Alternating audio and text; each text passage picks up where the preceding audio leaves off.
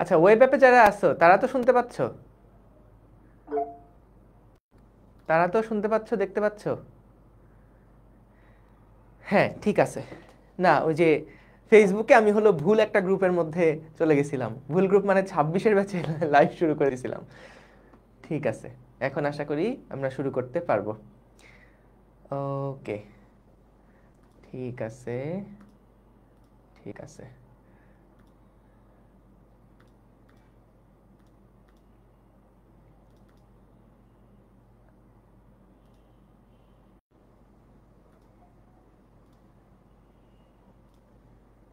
ঠিক আছে, দাঁড়াও একটা মিনিট, একটু চেক করে আসি ফেসবুকে ঠিক আছে কিনা। সবাই খাতা কলম নিয়ে বসো, শুরু করছি এখনই।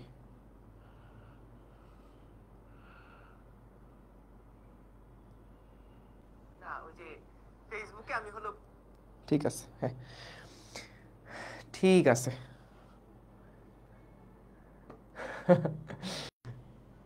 হ্যাঁ, ঠিক আছে, চলো তাহলে শুরু করি আমরা, বিসমিল্লাহ।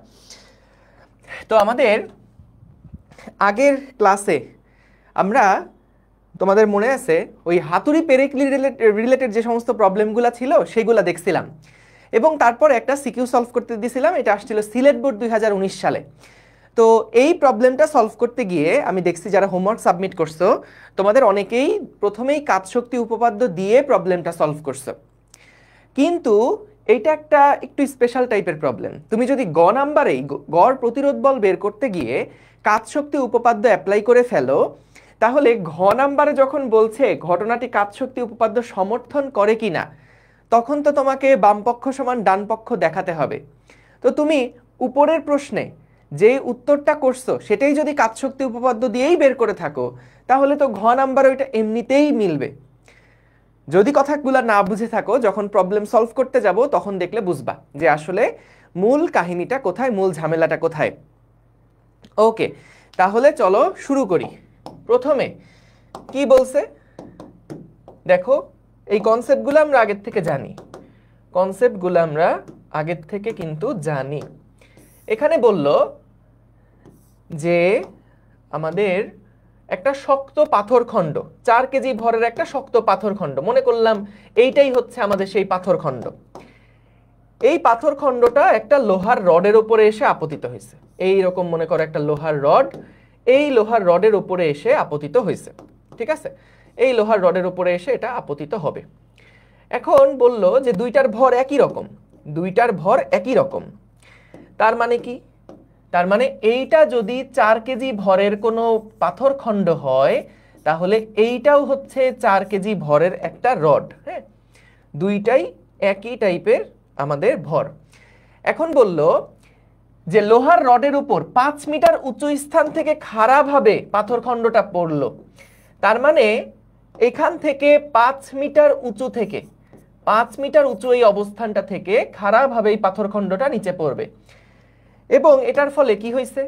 এটার ফলে দেখা গেছে যে আমাদের পাথর খণ্ড সহ লোহার রডটা মাটির নিচে 10 সেন্টিমিটার প্রবেশ করছে। মাটির নিচে এটা কতটুকু প্রবেশ করছে? 10 সেন্টিমিটার প্রবেশ করেছে। আচ্ছা, তো আমরা যদি এখান থেকে কয়েকটা ধাপে এটাকে ভাগ করি, যে প্রথমে এই 5 মিটার ভরের বস্তুটা আগে রডের উপরে আপতিত হয়েছে, তারপরে কিন্তু এটা সম্পূর্ণ একটা সিস্টেম হিসেবে এই মাটির ভিতরে প্রবেশ করছে 10 সেন্টিমিটার। তো প্রথম প্রশ্ন আমি বাম থেকে শুরু করছি। এইটা গ নাম্বারে, গ নাম্বারে আমরা যখন সলভ করব তখন দেখো আমরা প্রথমে আগে কি বের করতে হয়, যে এই 4 কেজি ভরের বস্তুটা যখন 5 মিটার নিচে এসে এই রডের উপরে এসে পড়বে, তখন এর বেগ কত হবে। তাই প্রথমে আমরা বের করব পাথর খণ্ড 5 মিটার নিচে নামার পর, 5 মিটার নিচে নামার পর, 5 মিটার নিচে নামার পর পাথর খণ্ডের বেগ, 5 মিটার নিচে নামার পর পাথর খণ্ডের বেগ কত হবে। তো এই যে mgh, বা আমি এখান থেকে বলতে পারি যে v স্কয়ার সমান সমান u স্কয়ার প্লাস 2gh। তাহলে যত বেগে আঘাত করবে পাথরখণ্ডটা সেটা হবে কত? v সমান সমান রুট ওভার 2 ইন্টু জি ইন্টু 5, তার মানে root over 10g, root over 10g metre per second. এত বেগে 5 মিটার দূরত্ব নিচে নামার পরে পাথরখণ্ডটা কিন্তু এই রডের উপরে এত বেগে আঘাত করবে। ঠিক আছে, বুঝলাম। এখন আঘাত করার পরে কি হবে? আঘাত করার পরে পাথরখণ্ড এবং রড, পাথরখণ্ড এবং রড দুইটা মিলিত বস্তু হয়ে যাবে। ও রডের, পাথরখণ্ড ও রডের মিলিত বেগ কত হবে? মিলিত বেগ কত হবে? তাহলে এটা আমরা ভরবেগের সংরক্ষণ সূত্র দিয়ে করব। যে পাথরখণ্ডের ভর ছিল 4, তার বেগ ছিল হচ্ছে রুট ওভার 10g, প্লাস রডের ভর হচ্ছে 4 কিন্তু এটা স্থির ছিল, সমান সমান সমগ্র ভর কত? 4 যোগ 4 ইন্টু এইটা হচ্ছে আমাদের মিলিত বেগ স্মল ভি। তাহলে এখান থেকে আমরা কিন্তু তাদের মিলিত বেগ কত এটা বের করে ফেলতে পারবো। 4 into root over 10g divided by 4 আর 4 যোগ করলে 8। তাহলে মিলিত বেগটা কত হয়? মিলিত বেগটা কত হয়? 10 ইন্টু 9.8, এটা স্কোয়ার রুট করলাম ইন্টু 4 ডিভাইডেড বাই 8, এটা আসে 4.94 বা 4.949, যেহেতু 95 মিটার পার সেকেন্ড। দেখো এই পর্যন্ত বুঝছি কিনা? এই পর্যন্ত বুঝছি কিনা? কি করছি আমরা? প্রথমে আমাদের উপরে যে পাথরখণ্ডটা ছিল সেটা লোহার রডের উপরে এসে যখন পড়বে, ওই পড়ার মুহূর্তে তার বেগটা কত সেইটা আমরা আগে বের করলাম। এবং তারপরে দেখো আঘাত করার পরে কিন্তু দুইটা একটা মিলিত বস্তু হয়ে যাবে, তো সেই মিলিত বস্তুর বেগটা কত এটাও আমরা বের করলাম। তো এই দুইটা বস্তু একটা মিলিত বস্তু হিসেবে কিন্তু মাটিটাকে ভেদ করা শুরু করবে। এই দুইটা বস্তু একটা মিলিত বস্তু হিসেবে, একটা কম্বাইন্ড বডি হিসেবে এই মাটিটাকে ভেদ করা শুরু করবে। তাহলে আমরা এখান থেকে কি করব? আমরা এখান থেকে যেহেতু পুরা সিস্টেমটা, আমি একটু এটাও লিখে দেই যে v সমান সমান 4.95 মিটার পার সেকেন্ড বেগে, 4.95 মিটার পার সেকেন্ড বেগে পুরো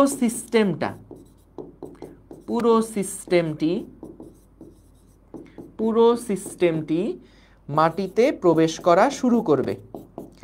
মাটিতে প্রবেশ করা শুরু করবে। মাটিতে প্রবেশ করা শুরু করবে। ঠিক আছে, তাহলে আমরা এটা বুঝলাম। এই বাম পাশ থেকে ডান পাশে যাচ্ছি আজকে, কারণ ও পাশে জায়গা কম ছিল তো এই জন্য। ওকে, সো তাহলে এখান থেকে দেখো যে আমরা এখন যেই বেগে পুরা বস্তুটা মাটিতে নামা শুরু করলো, শেষ বেগ হয়ে গেছে 0। তাহলে পুরা সিস্টেমটার যে ত্বরণ, সেই ত্বরণটা আগে আমরা বের করতে চাই। তাহলে শেষ বেগ যেটা, সেটা হচ্ছে 0 স্কয়ার সমান সমান মিলিত বস্তুর square minus 2 into a into 10 centimetre মানে 0.1। তাহলে এখান থেকে আমরা a এর মানটা বের করব, যে যখন এটা মাটিতে ভেদ করছিল তখন এই আদিবেগটা v থেকে 0 হতে গিয়ে কি পরিমাণ ত্বরণ সৃষ্টি হয়েছে। তাহলে ত্বরণ সমান সমান হবে v square divided by 2 into 0.1। তাহলে ভাই v এর মানটা কত? v এর মান হচ্ছে 4.95 ছিল, 4.95 ছিল ডিভাইডেড বাই 2 ইন্টু 0.1। এটা কত হয়? 4.95 ডিভাইডেড বাই 2 ডিভাইডেড বাই 0.1, এটা আসে 24.748, 24.75 metre per second square, 24.75 metre per second square. দেখি আমরা আরেকবার দেখি ঠিক করছি কিনা। না, ভুল করছি, এই যে ভি স্কোয়ার দেই নাই, দেখছো ব্যক্তিগত ভুল। 4.95 square divided by 2 divided by 0.1, এটা আসে 122.5 এক সামথিং। এইটা আসে হচ্ছে 122.5125 মিটার পার সেকেন্ড স্কোয়ার। তাহলে এটা আমরা কি বের করলাম? এটা বের করলাম হচ্ছে ত্বরণটা, যে যখন এই পুরো সিস্টেমটা মাটির ভিতরে আস্তে আস্তে গেঁথে যাচ্ছে সেই সময় আসলে ত্বরণটা কত, সেই সময় আসলে ত্বরণটা কত। আচ্ছা, আমি না ফেসবুকের কোনো কমেন্ট দেখতে পাচ্ছি না, কি ব্যাপার, দাঁড়াও একটু।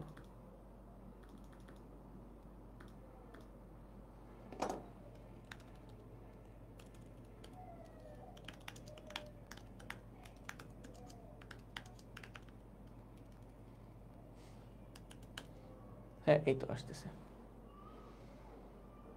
ঠিক আছে। তাহলে আমরা এটা বের করলাম যে ত্বরণটা কত হচ্ছে। এখন আমাদের তো বের করতে হবে গড় প্রতিরোধ বলটা কত, গড় প্রতিরোধ বলটা কত। তাহলে আমরা এখানে যদি সামেশন অফ এফ সমান সমান এম এ অ্যাপ্লাই করি, তাহলে বলো তো ভাই আমাদের পুরো সিস্টেমের উপরে কি কি বল কাজ করছিল? একটা বল কাজ করছিল বাধাদানকারী বল যেটা এফ, সেটা উপরের দিকে কাজ করছিল বাধাদানকারী বল এফ, এবং আরেকটা বল কাজ করছিল নিচের দিকে, সেটা হলো কি এমজি, সেটা হলো এমজি। খেয়াল করো এখানে কিন্তু আমাদের এমজিটা দুইটা ভরের যোগফল ইন্টু জি হবে। এই জায়গাতে অনেকে ভুল করছো এবং পরে বলছো ভাই উত্তর মেলে নাই।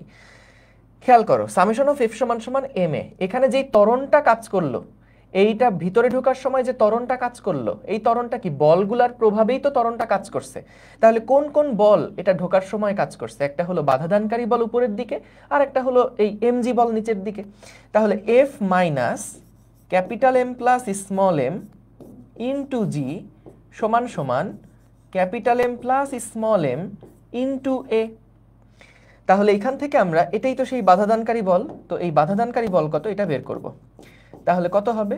Capital M plus small M into G plus A. দেখো তো এই এফ এর মানটা কত আসে, ইন্টু 8, এটা আসে 1058 দশমিক সামথিং, 1058.5।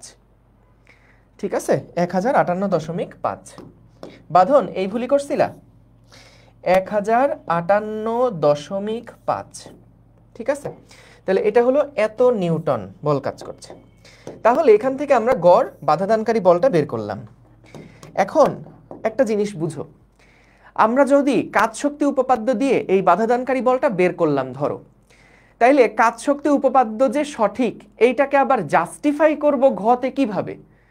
ঘতে তো আমাকে বলছে যে ঘটনাটা কাজ শক্তি ক্ষমতাকে, যে কাজ শক্তি উপপাদ্যটাকে যে সমর্থন করে সেটা প্রমাণ করো।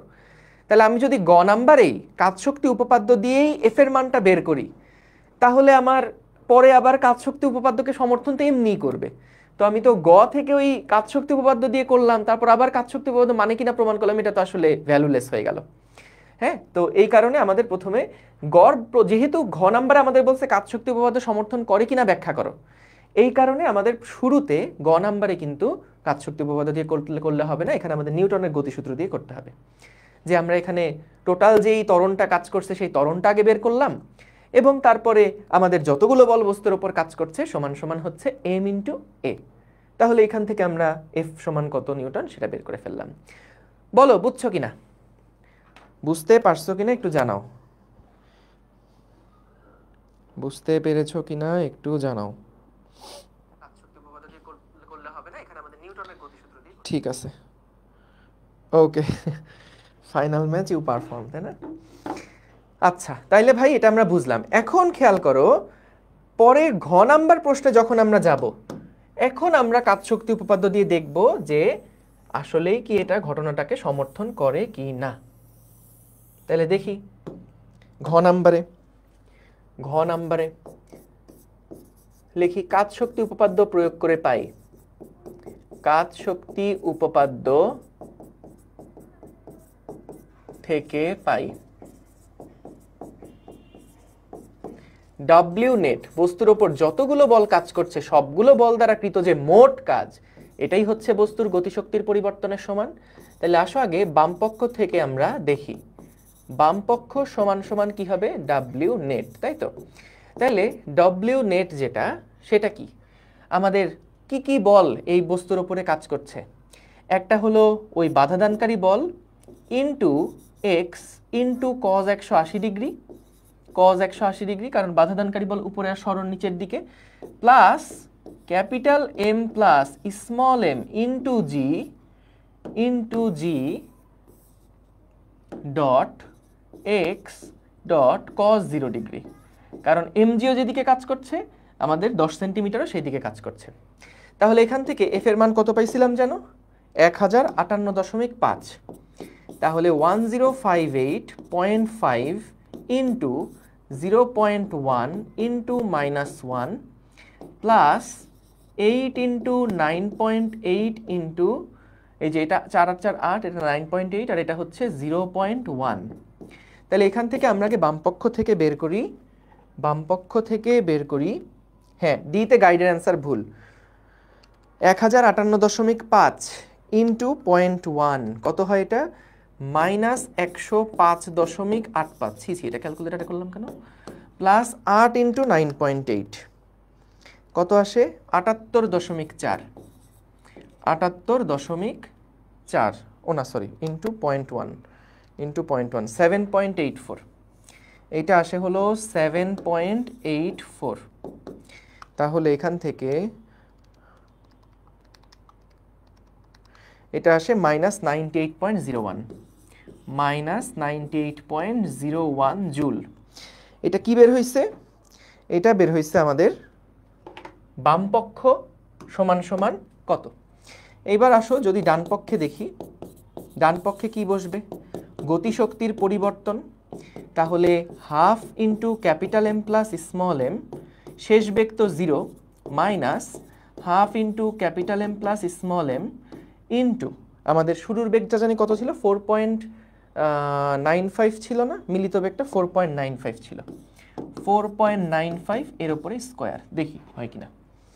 তো এখানে হচ্ছে 8 ইন্টু 0.5 ইন্টু 4.95 স্কোয়ার, 98.01, একদম পারফেক্টলি মিলছে। 98.01 জুল।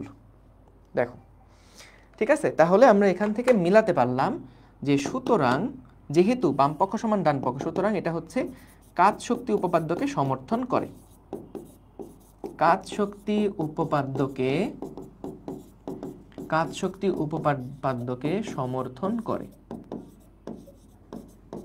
ঠিক আছে, তাহলে এখন দেখো এটা জাস্টিফাইড যে হ্যাঁ আমি তো অন্য একটা উপায়ে বাধাদানকারী বলটা বের করছিলাম। তাহলে আমি যদি প্রথমেই কাজ, ধরো এইটা দিয়ে বামপক্ষ সমান ডান পক্ষ ধরে আমি যদি প্রথমে গতেই কাজ শক্তি উপপাদ্য দিয়েই যদি এখান থেকে এফ বের করতাম, তাহলে পরের প্রশ্নে আবার বামপক্ষ ডান পক্ষ মিলানোর কোনো মানে আছে? তখন তো ওই এফ তো আমি ওই সমান ধরেই তারপর বের করছি, তাই না? তাহলে গতে কখনোই কাজ শক্তি উপপাদ্য কিন্তু অ্যাপ্লাই করা যাবে না। সো ঘতে যখন আমরা যাচ্ছি তখন এইটা করাটা, মানে গতে যখন যাচ্ছি তখন হয় আমরা নিউটনের গতিসূত্র দিয়ে প্রমাণ করব অথবা শক্তির নিত্যতা দিয়ে প্রমাণ করব, যেটা পারো। কিন্তু যখন ঘতে আসছি তখন কিন্তু কাজ শক্তি উপপাদ্যটা দিয়েই আমাদেরকে এটা করতে হবে। ঠিক আছে, ওকে, ভালো কথা, বুঝতে পারলাম। এইবার আসো আমরা খুব সহজ কিছু প্রবলেম একটু করব। প্রথমে এগুলা খুব সহজ, খুব দ্রুত সময়ে আমরা এগুলো করে ফেলবো। একটু দাঁড়াও তো, এখানে হ্যাঁ এই পেজটা এখানে আসবে।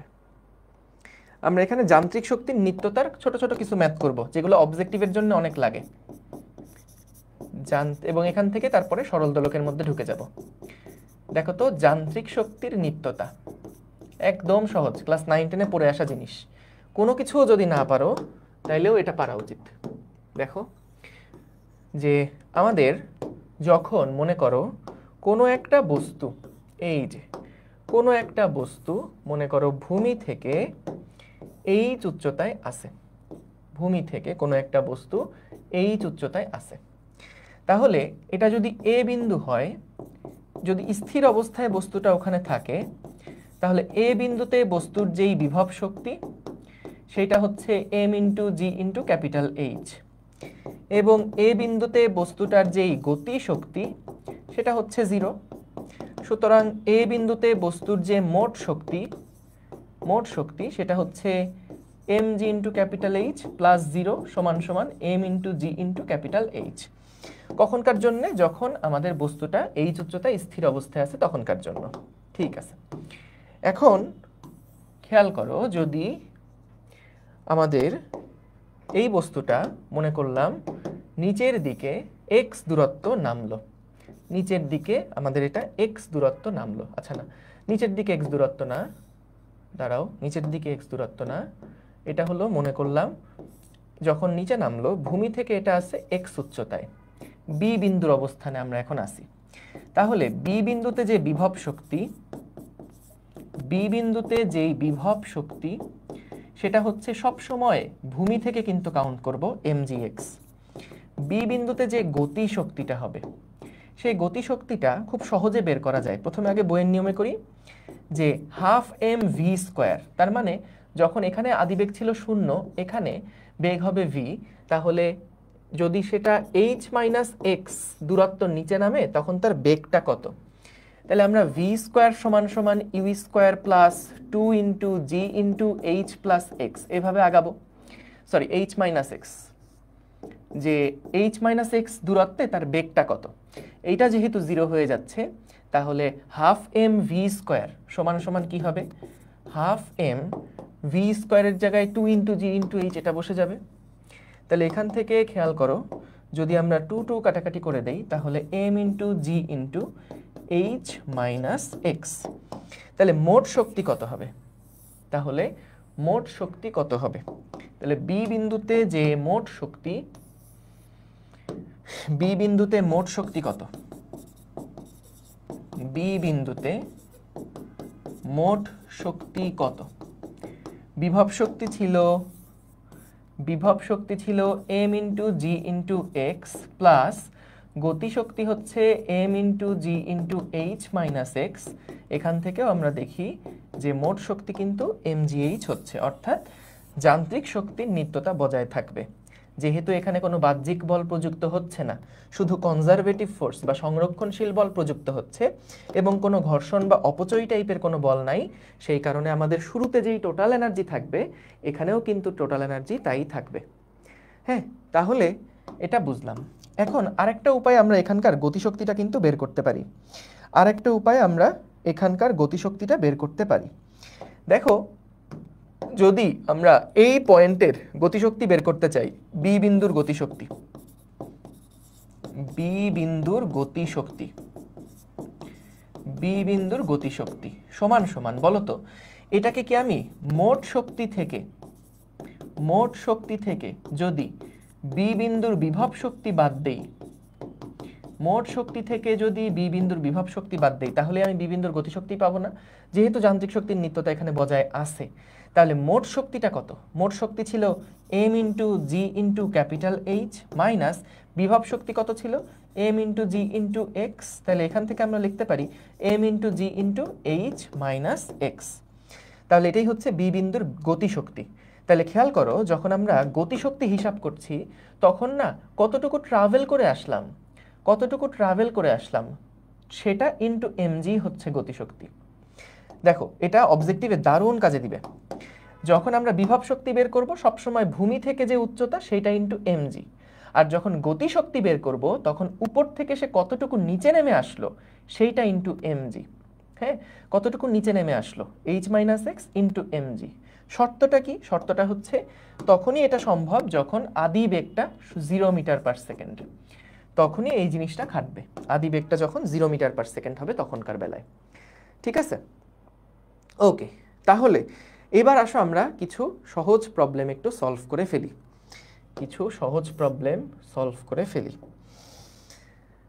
400 মিটার উচ্চতা থেকে মাটিতে পড়ে আনুভূমিকভাবে নির্দিষ্ট গতিবেগে গড়িয়ে যাচ্ছে, পানি পড়ে আনুভূমিকভাবে নির্দিষ্ট গতিবেগে গড়িয়ে যাচ্ছে। মনে করো এটা হলো একটা 400 মিটার উচ্চতার কোনো একটা জায়গা, এই উচ্চতাটা হচ্ছে 400 মিটার। 400 মিটার উচ্চতা থেকে কি হচ্ছে, এখান থেকে মনে করো পানি গড়ায় নিচের দিকে পড়ছে, এখান থেকে পানি গড়ায় নিচের দিকে পড়ছে। তাহলে যদি অন্য কোনোভাবে শক্তি অপচয় না হয় তাহলে পানি কত বেগে গড়িয়ে যাবে? তো সিম্পলি এখানে কি হচ্ছে, আমাদের সম্পূর্ণ যে বিভব শক্তি এম ইন্টু জি ইন্টু এইচ সেটাই কিন্তু আমাদের যখন নিচে পড়বে তখনকার গতিশক্তিতে কনভার্ট হবে। তাহলে এম এম কাটাকাটি হয়ে গেলে ভি সমান সমান √2gh। তো এটা সহজ, এবং এগুলা কিন্তু সহজ অবশ্যই, এবং তুমি দেখবা টেস্ট পেপার খুলে বা বিভিন্ন ভার্সিটির পরীক্ষা এগুলাই অবজেক্টিভে দেয়। এরপরে আসো, যত টাইপের অবজেক্টিভ এইগুলা থেকে আসে বা যত টাইপের প্রশ্ন মোটামুটি আসে সেগুলা একটা একটা করে সলভ করে ফেলি। প্রশ্নগুলো খুবই সহজ, 9-10-এ করার মতন ম্যাথ। হ্যাঁ, তো কঠিন না। 5 কেজি ভরের একটা বস্তুকে ভূমি থেকে 500 মিটার উচ্চতা থেকে ফেলে দেওয়া হলো। আমরা খুব দ্রুত করবো অঙ্কগুলা। প্রথমে আসো ক নাম্বার প্রশ্ন দেখি কি বললো। 5 কেজি ভরের একটা বস্তুকে ভূমি থেকে 500 মিটার উচ্চতা থেকে ফেলে দেওয়া হলো। তার মানে মনে করো এইখান থেকে, এটা হলো 5 কেজি ভরের একটা বস্তু, 5 কেজি ভরের একটা বস্তু যেটাকে আমরা ভূমি থেকে 500 মিটার উচ্চতা থেকে ফেলে দিছি। 3 সেকেন্ড পরে গতিশক্তি এবং বিভব শক্তি কত নির্ণয় করতে হবে। তাহলে আসো প্রথমে বের করি যে 3 সেকেন্ড পরে আমাদের এটা কতটুকু দূরত্ব নামবে। 3 সেকেন্ড পরে এইচ যতটুকু সেই দূরত্ব নামবে, এক্স মনে করলাম 3 সেকেন্ড পরে আমাদের বস্তুটা এক্স দূরত্ব নিচে নামলো, এক্স দূরত্ব নিচে নামলো। তাহলে এক্স সমান সমান কি হবে, যেহেতু আমরা এটাকে ফেলে দিছি, ছুড়ে দেইনি, ফেলে দিছি বা ছেড়ে দিছি, তাহলে এক্স সমান সমান হলো হাফ ইন্টু জি ইন্টু 3 স্কোয়ার হবে। তাহলে এখান থেকে 4.9 ইন্টু 3 স্কোয়ার মানে কত, 4.9 ইন্টু 3 স্কোয়ার মানে হচ্ছে 44.1, 44.1 মিটার এটা নিচে নামবে। তাইলে বলো তো 3 সেকেন্ড পরে, 3 সেকেন্ড পরে আমাদের বিভব শক্তি কত হবে। 3 সেকেন্ড পরে আমাদের বিভব শক্তি কত হবে। 3 সেকেন্ড পরে বস্তুটার বিভব শক্তি হবে m ইন্টু জি ইন্টু যতটুকু দূরত্ব মাটি থেকে উপরে আসে সেইটা। তাহলে m ইন্টু জি ইন্টু এইচ, এটার মানে হচ্ছে m এর মান 5, জি হলো 9.8 ইন্টু 500 থেকে বাদ যাবে কোনটা, 44.1। তাহলে এটা হলো 3 সেকেন্ড পরে যে বিভব শক্তি সেটা। 5 ইন্টু 9.8 ইন্টু 500 মাইনাস 44.1, এটা কত আসে 37039, 370.391 জুল। ঠিক আছে, ওকে, ঠিক আছে। তাহলে এটা গেল 3 সেকেন্ড পরে বিভব শক্তি কত। 3 সেকেন্ড পরে গতিশক্তি কত হবে, 3 সেকেন্ড পরে বস্তুর গতিশক্তি কত হবে। গতিশক্তি বের করার জন্য বলছিলাম না, যতটুকু সেটা নিচে নামবে তত ইন্টু mg হচ্ছে গতিশক্তি হবে। তাহলে এখান থেকে আমরা ওইটাই বের করব।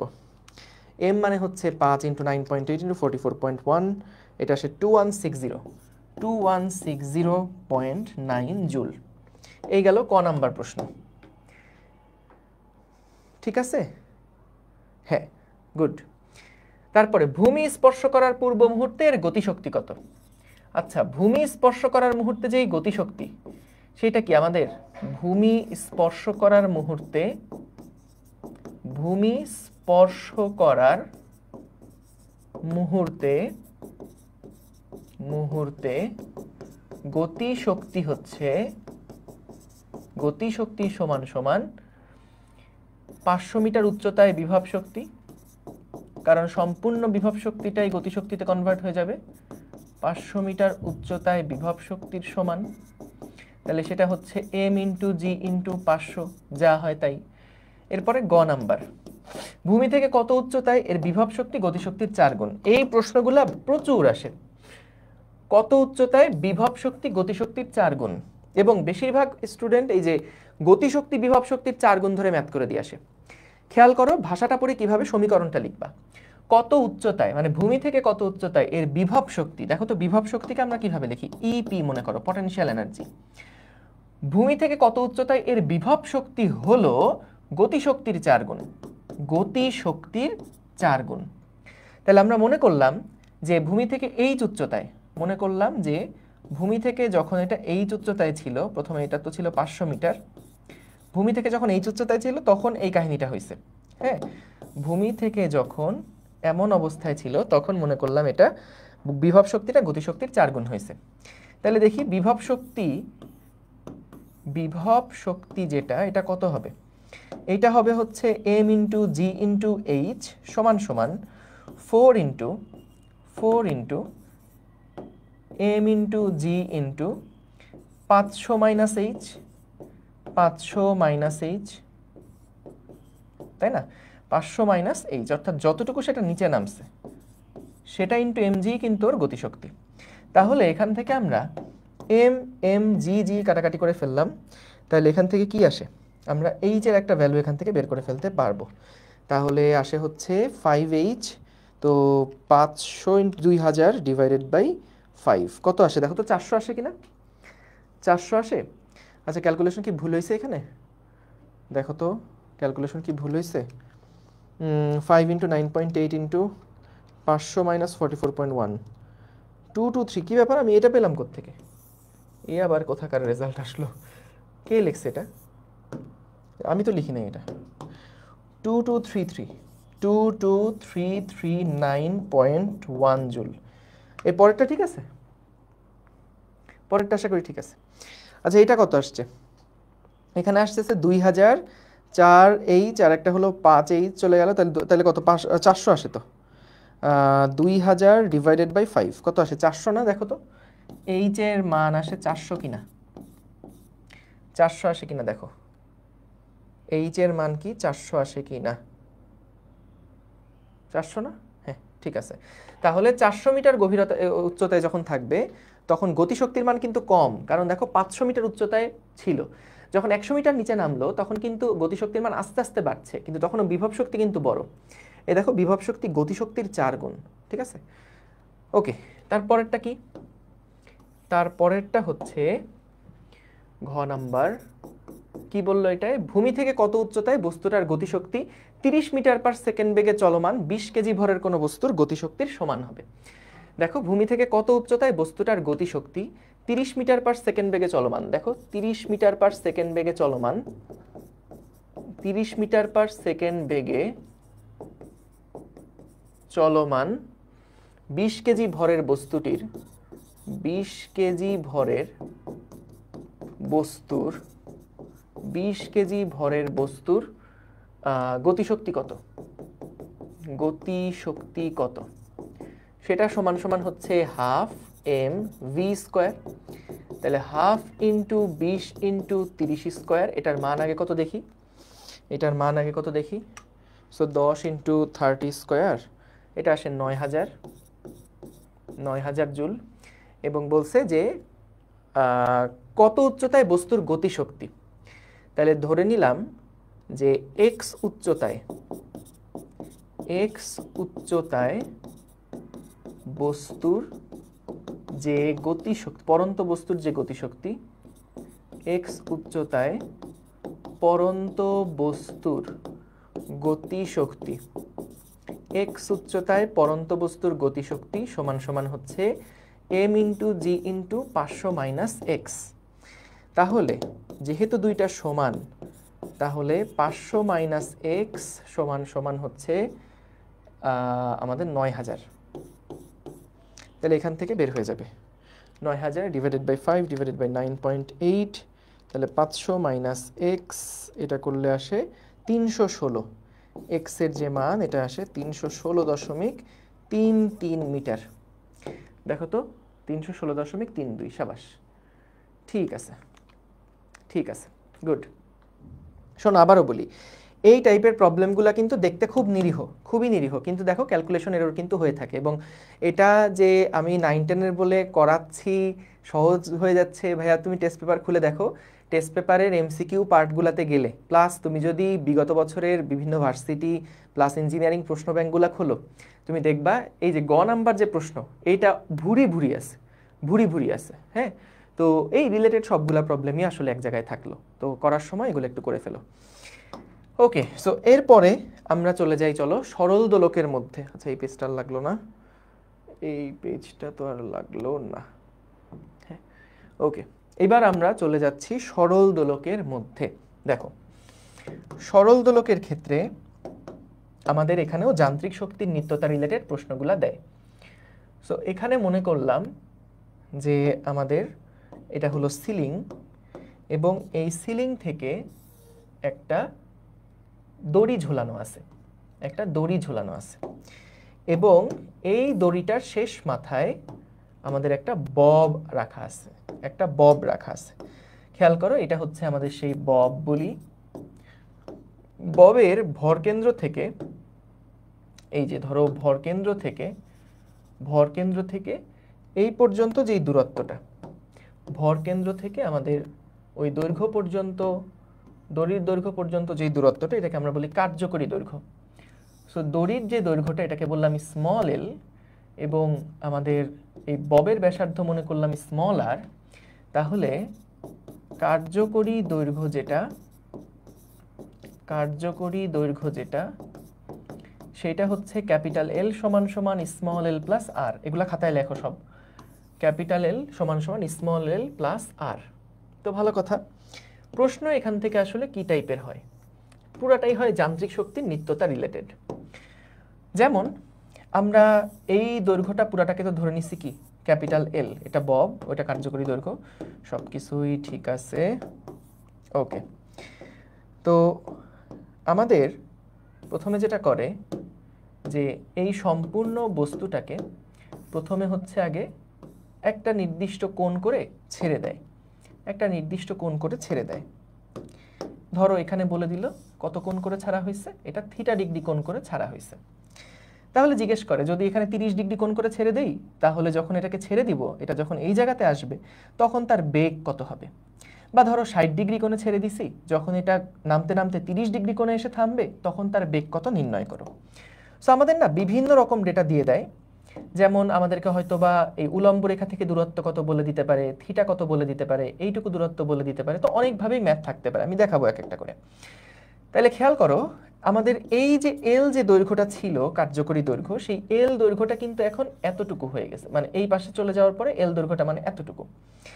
তো সেই ক্ষেত্রে দেখো, আমাদেরকে যদি বলে এটা হলো এ বিন্দু, এটা হলো, দাঁড়াও, এটা হলো মনে করো এ বিন্দু, এটা হচ্ছে বি বিন্দু, এটা হলো আমাদের ও বিন্দু মনে করো, হ্যাঁ। তো আমাদেরকে বলছে যে বি বিন্দুতে কোনো একটা সরল দোলককে আমরা থিটা ডিগ্রি কোণে ঘুরায় ছেড়ে দিলাম।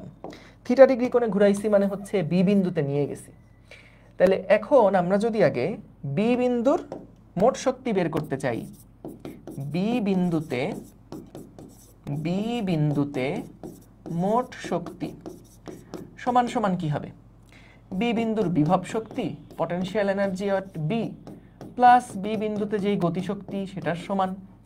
তাহলে এখান থেকে বি বিন্দুর যে বিভব শক্তি সেটা আসলে কত হবে? সেটা হচ্ছে এম ইন্টু জি ইন্টু এইচ হওয়ার কথা। গতিশক্তি তো শূন্য, কারণ আমরা এই পয়েন্ট থেকে নিয়ে এটাকে ছেড়ে দিছি। এখন দেখো এইচ মানে কতটুকু হবে। মনে রাখবা একটা সহজের টেকনিক আছে, সহজ টেকনিকটা হচ্ছে যে কোনো একটা বস্তু তার গতিপথে সবচেয়ে নিচে যেই জায়গাতে যাচ্ছে, বলতো এই বস্তুটা তার গতিপথে সবচেয়ে নিচে কোন অবস্থানে যাচ্ছে? সবচাইতে নিচে কি এ অবস্থানেই না? এইটাকে আমরা ভূমি হিসাবে যদি চিন্তা করি তাহলে ম্যাথগুলো অনেক ছোট হয়ে যায়। কিন্তু তুমি চাইলে ভূমি হিসেবে ধরো এটাকেও ধরতে পারো, এটা হলো ভূমি। তো আমাদের বস্তুটা এখান থেকে কত উচ্চতায় আছে আর এখান থেকে কত উচ্চতায় আছে, এই দুইটা থেকে আমি বিভব শক্তির পার্থক্য বের করব। ভূমি যে কোনো একটা খুশি ধরতে পারো, কোনো অসুবিধা নাই, কিন্তু সবচেয়ে বেস্ট ওয়ে কোনটা? যে বস্তুটা তার গতিপথের মধ্যে সবচেয়ে নিচে যে জায়গায় অবস্থান করছে সেইটাকে তুমি ভূমি হিসাবে চিন্তা করো। তাহলে এইটা যদি তোমার ভূমি হয়, তাহলে এখান থেকে এই উচ্চতাটুকু হচ্ছে আমাদের এইচ, এই উচ্চতাটাই হচ্ছে এইচ, এবং বিভব শক্তি হিসাব করার সময় আমরা ওই এইচ উচ্চতা দিয়েই কাজ করব। তো মনে করলাম এই বিন্দুটা হচ্ছে আমাদের ডি বিন্দু। তাহলে এখানে আমি এইচ না লিখে একবারে এই জায়গাতে আমি লিখতে চাই এডি, এমজি ইন্টু এডি। দেখো এটা হচ্ছে আমাদের বি বিন্দুর যেই বিভব শক্তি সেটা, ঠিক আছে? এটা হচ্ছে বি বিন্দুর বিভব শক্তি। ঠিক আছে, বুঝলাম। এখন কথা হলো এই এডি এর ভ্যালুটা কত, এটা আগে বের করতে চাই। এডি সমান সমান কত? দেখো এডি যেটা সেটা সমান সমান হচ্ছে ও এ মাইনাস ওডি, ও এ মাইনাস ওডি। দেখো ও এ মাইনাস ওডি, বলতো ওডি মানে কতটুকু হবে? আমরা যদি ত্রিভুজ ও বিডি এই ত্রিভুজটা নেই, তাহলে বলতো ভাইয়া ওডি মানে কতটুকু হবে? ওডি মানে কি এল কস থিটা না? তো ও এ মানে হচ্ছে L minus L cos theta, L minus L cos theta, এটা হলো আমাদের এডি। দেখছো এল মানে পুরাটা, আর এইটুকু মানে কত? এইটুকু মানে হচ্ছে এল কস থিটা, এইটুকু মানে এল কস থিটা। তাহলে পুরাটা ছিল এল, এল থেকে এল কস থিটা যদি বাদ হয়ে যায় তাহলে কি এডি দূরত্ব থাকে না? তাহলে আমরা যখন বি বিন্দুর গতিশক্তি বের করছি, বি বিন্দুর যখন বিভব শক্তি মোট শক্তি বের করছি সেটা কত হচ্ছে mg ইন্টু এল কমন নিলে 1 minus cos theta, 1 minus cos theta. B বিন্দুতে যেই মোট শক্তি সেটাই কিন্তু আমাদের এ বিন্দুর গতিশক্তি, এটাই কিন্তু এ বিন্দুর গতিশক্তি, কারণ এ বিন্দুতে তাহলে বিভব শক্তি 0, কারণ এটাকে আমরা গ্রাউন্ড হিসাবে চিন্তা করছি। তাহলে এই ক্ষেত্রে বেগটা কত হবে, এ বিন্দুতে বেগ কত, সুতরাং এ বিন্দুতে বেগ কত, এ বিন্দুতে যে বেগ VA সমান সমান হচ্ছে, আমরা VA সমান সমান কি লিখতে পারি, রুট ওভার 2 ইন্টু জি ইন্টু এল 1 মাইনাস কস থিটা। হ্যাঁ, কীভাবে লিখলাম এটা, ওই যে হাফ এম ভি স্কোয়ার সমান তো এটা, এ বিন্দুতে গতিশক্তি half m v A square সমান সমান লিখলে এখান থেকে এম এম কাটাকাটি হয়ে যায়, 2টা ওই পাশে চলে গিয়ে রুট হয়ে গেল। ঠিক আছে, এটা বুঝলাম। এখন আমরা চাই এই ছবিটাকে দ্বারা একটু কপি করি, না এখানেই লিখে ফেলি, এইখানে থাকলে এক পেজে থাকবে জিনিসটা। এখন দেখো আমরা চাই যে থিটা অবস্থানে আমরা একটা বস্তুকে ছেড়ে দিছিলাম, কিন্তু কোনো একটা মুহূর্তে আমাদের বস্তুটা ধরো আলফা কোণে আসছে, হ্যাঁ কোনো একটা মুহূর্তে এটা আলফা কোণে আসছে, বা একটা কাজ করি, এটা আলফা কোণ না দিয়ে আমরা এটাকে প্রথমটাকে দেই থিটা 1, প্রথমটাকে আমরা দেই থিটা 1, প্রথম অ্যাঙ্গেলটাকে আমরা দিলাম থিটা ইনিশিয়াল মনে করো, এবং পরের অ্যাঙ্গেলটাকে আমরা বললাম থিটা ফাইনাল।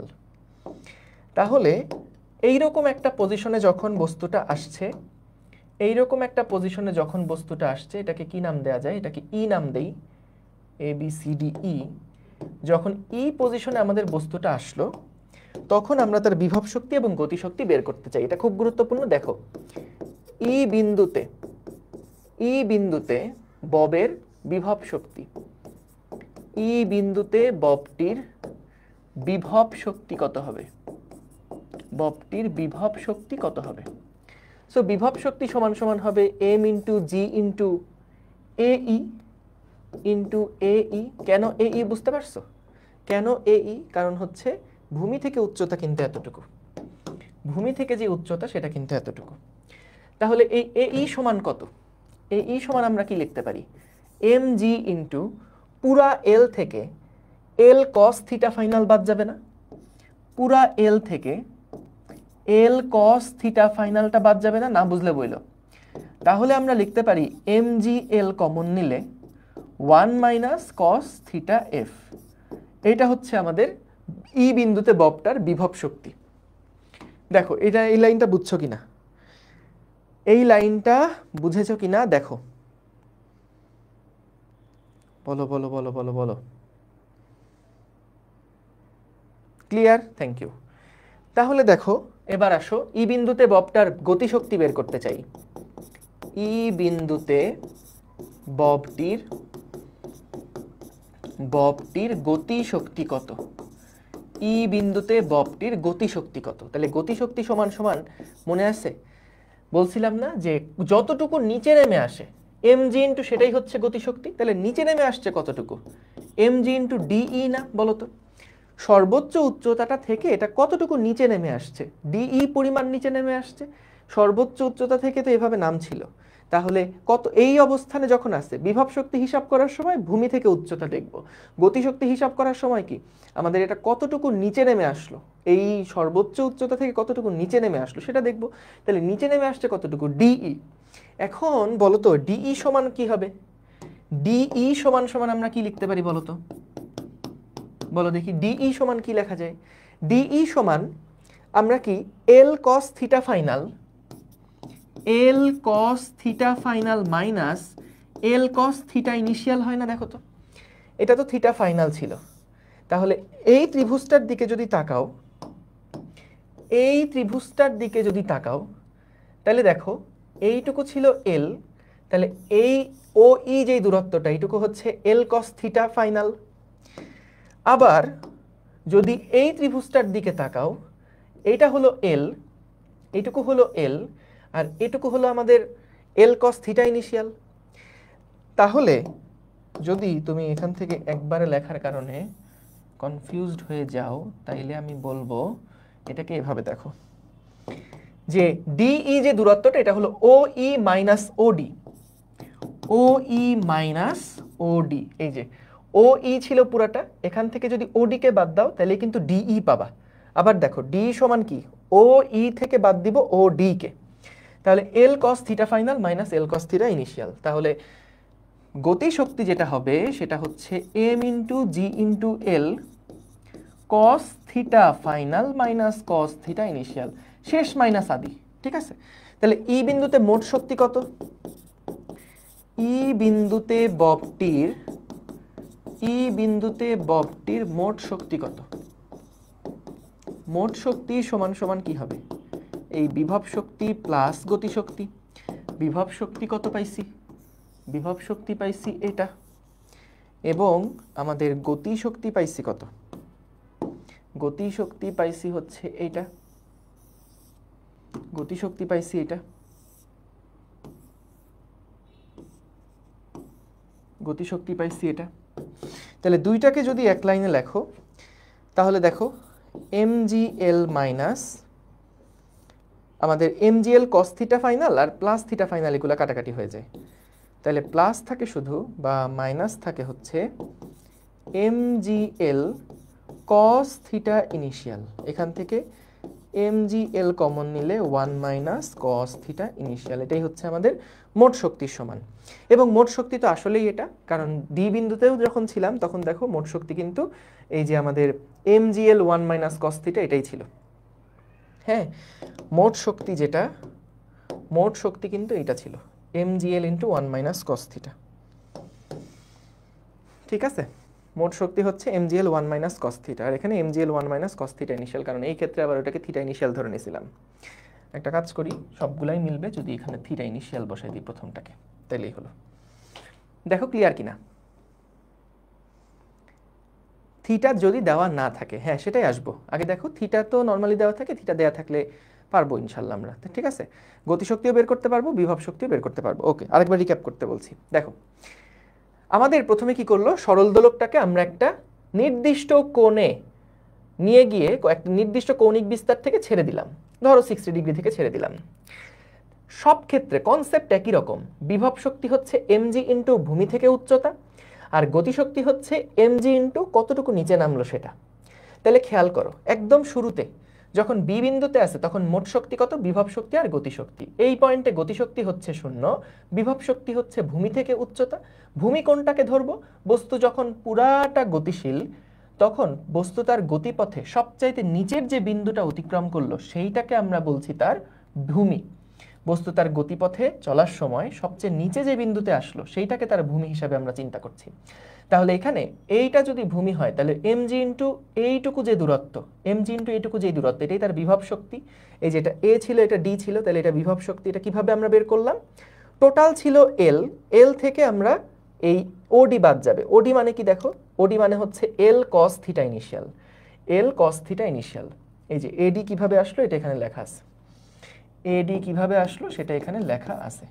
তাহলে এটা হচ্ছে আমাদের ওই পয়েন্টের আমাদের মোট শক্তি, বি বিন্দুতে মোট শক্তি, বা এটাও বলতে পারি বি বিন্দুতে বিভব শক্তি।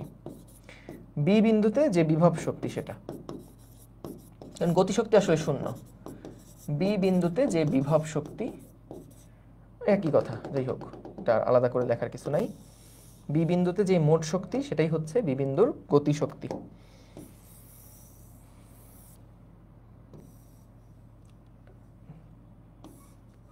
একটা মিনিট দাঁড়াও, এটা আমি এখানে আরেকবার লিখে রাখি, mg into l 1 minus cos theta initial. ব্যাস, এটা হলো আমাদের বি বিন্দুতে মোট শক্তি বা বি বিন্দুর বিভব শক্তি যেটাই বলো। তাহলে এ বিন্দুর গতিশক্তি কি? যখন এই বস্তুটা পুরাটা এখানে চলে আসলো তখন তার সম্পূর্ণ বিভব শক্তিটা কিন্তু গতিশক্তিতে কনভার্ট হয়ে গেছে। তাহলে তার বেগ কত? হাফ এম ভি স্কয়ার থেকে ভি এটা বের করে ফেললাম, ডান। এখন আমরা বের করতে চাই যে যদি এটা এই শুরু আর শেষ পয়েন্টে না থেকে মাঝামাঝি কোনো একটা পয়েন্টে থাকে, সেই কোণটা দেওয়া আছে থিটা ফাইনাল, তাহলে থিটা ফাইনাল যদি দেওয়া থাকে তাহলে এই ই পয়েন্টে যখন সে থাকবে তখন তার বিভব শক্তি কত, গতিশক্তি কত? বিভব শক্তি কি হবে? ভূমি থেকে উচ্চতা ইন্টু mg। তাহলে এইটুকু উচ্চতা কত হবে? এইটুকু উচ্চতা হচ্ছে টোটাল ও এ থেকে আমরা ও ইটাকে বাদ দিলেই হয়ে যাবে। ও ই মানে কত? এল কস থিটা ফাইনাল না, নর্মাল। তুমি দেখো ত্রিকোণমিতি অ্যাপ্লাই করো, এটা যেহেতু এল ছিল তাহলে কস থিটা ফাইনাল মানে এই পুরাটা আসছে, এল কস থিটা ফাইনাল মানে কিন্তু ও ই। তাহলে আমরা এল থেকে এল কস থিটা ফাইনাল যদি বাদ দেই তাহলেই কিন্তু আমরা এই এ ই দূরত্বটা পাই। তাহলে এম জি এল গেল, এবং বি বিন্দুতে গতিশক্তি কত, যতটুকু নেমে আসছে ডিই। তুমি হিসাব করে দেখো ডিই যে দূরত্বটা সেটা হচ্ছে আমাদের এল কস থিটা ফাইনাল থেকে এল সাইন থিটা ইনিশিয়াল বাদ দিলে যা হয় তাই। তাহলে এটা হিসাব করলাম, গতিশক্তি প্লাস বিভব শক্তি, মোট শক্তিও বের করলাম।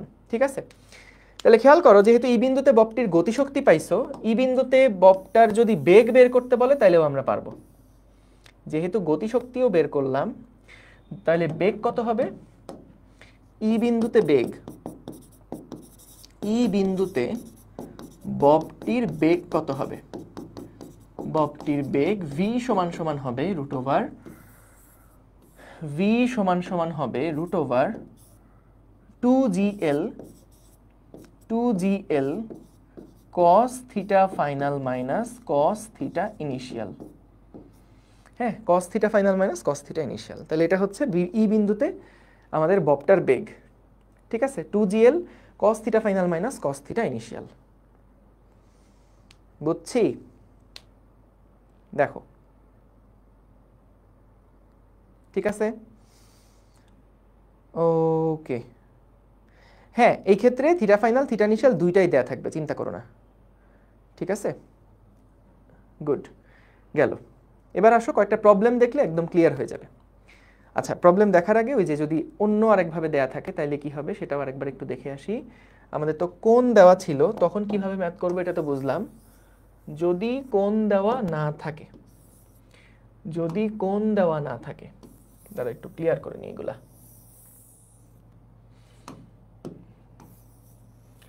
ধরো কোণ দেওয়া নাই কিন্তু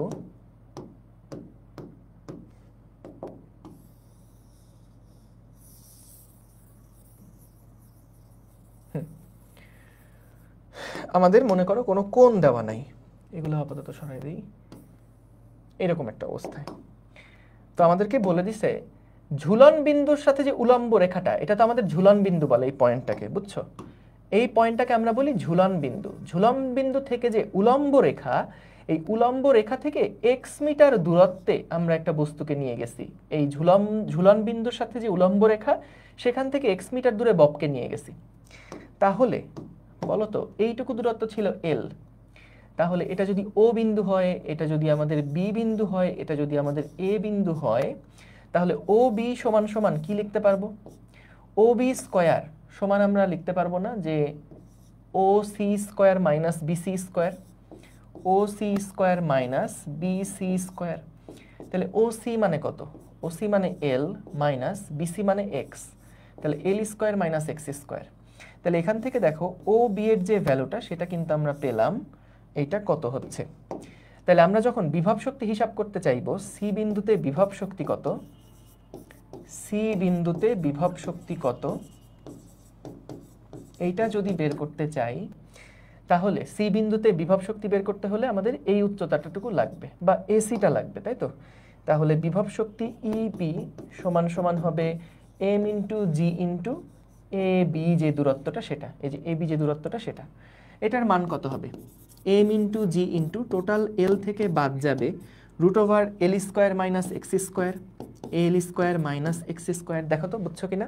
টোটাল এল থেকে বাদ যাবে এই ও বি যে দূরত্বটা সেটা। হ্যাঁ, এ বি দূরত্বটা, তো ও এ থেকে বাদ যাবে ও বি, ও এ মানে হচ্ছে এল আর ও বি মানে হচ্ছে এইটা। তাহলে এখান থেকে M G L into minus এটা গেল। ঠিক আছে, এটা গেল সি বিন্দুতে যে বিভব শক্তি সেটা। এখন সি বিন্দুর গতিশক্তি কত আমরা তো জানি। তো মনে করলাম আমাদের এই যে বস্তুটা আছে সেই বস্তুটা কিছুক্ষণ সময় পরে গিয়ে দেখা গেল, কিছু সময় পরে আমাদের এই ববটা মনে করো এক্স ইনিশিয়ালে ছিল, আগে আমাদের এই ববটা এক্স ইনিশিয়ালে ছিল, তাহলে এটা ইনিশিয়াল রাখলাম, এটাকেও ইনিশিয়াল রাখলাম।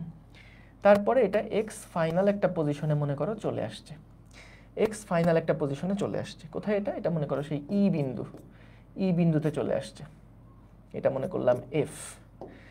তাহলে যখন এটা ই বিন্দুতে আসে, ই বিন্দুতে বিভব শক্তি কত হবে? ই বিন্দুতে বিভব শক্তি সমান সমান হবে mg ইন্টু এএফ। আচ্ছা, এএফ কে কিভাবে লেখা যায়?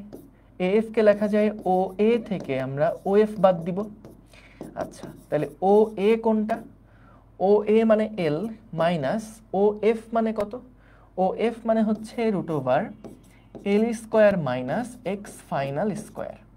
দেখো তো ঠিক লিখলাম কিনা? ও এফ যেটা হবে সেইটা কি? আমাদের এল স্কোয়ার থেকে এক্স এফ স্কোয়ার বাদ দিলে রুট করার পর যেটা পাবো ওইটাই হচ্ছে ও এফ। তাহলে এটা গেল ই বিন্দুতে বিভব শক্তি। আর ই বিন্দুতে গতিশক্তি কত? ই বিন্দুতে গতিশক্তি কত হবে? গতিশক্তি যদি বের করতে চাও একদম সিম্পলি এইখানে যে মোট বিভব শক্তি ছিল সেখান থেকে ই বিন্দুর বিভব শক্তি বাদ দিলেই কিন্তু ই বিন্দুর গতিশক্তি পাওয়া যায়। আমরা দুইভাবেই করতে পারি, একটা হচ্ছে মোট শক্তি থেকে বাদ দিতে পারি এইটাকে, মোট শক্তি থেকে এইটাকে বাদ দিয়ে দিতে পারি, কারণ এইটা হলো আমাদের সেই ই বিন্দুর গতিশক্তিটা। হ্যাঁ, মোট শক্তি থেকে এটাকে বাদ দিয়ে দিতে পারি। তাহলে mgl যদি রাখো mgl minus root over L square minus X initial square minus এখানে থাকবে এটা। তাহলে দেখি কি আসে।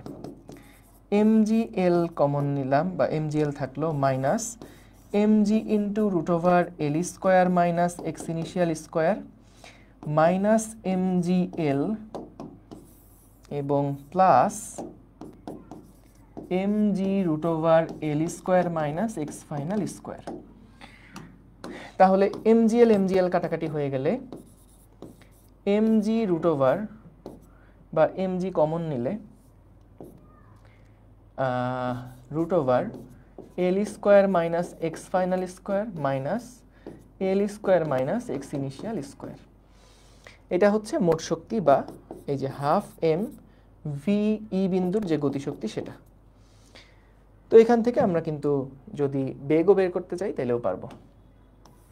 তাহলে ই বিন্দুর বেগ কত? ই বিন্দুর বেগ কত হবে? ভিই সমান সমান রুট ওভার 2mg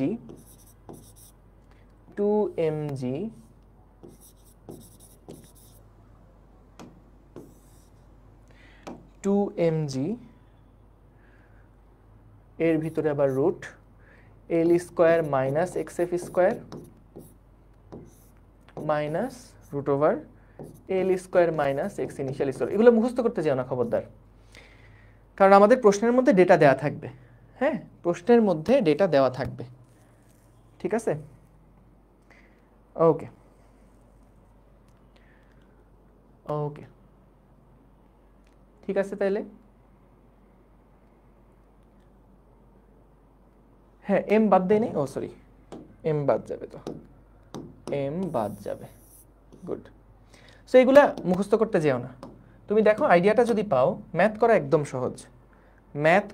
সহজ। এই দেখো প্রশ্ন পড়ি তাহলে কি বলছে খেয়াল করো। একটা সরল দোলকের ববের ভর হচ্ছে 10 গ্রাম। তার মানে কি ববের ভর 10 গ্রাম, এম দেওয়া আছে, এবং কার্যকর দৈর্ঘ্য হচ্ছে 13 সেন্টিমিটার। তার মানে ক্যাপিটাল এল কত দেওয়া আছে? ক্যাপিটাল এল দেওয়া আছে হচ্ছে 13 সেন্টিমিটার বা 0.13 মিটার। ববের ভর এম সমান সমান দেওয়া আছে 10 গ্রাম, তার মানে 0.01 কেজি দেওয়া আছে। ববটি ঝুলন বিন্দুগামী উলম্ব রেখা থেকে 5 সেন্টিমিটার দূরে টেনে ছেড়ে দেওয়া হলো। তার মানে কি যে আমাদের এইটা যদি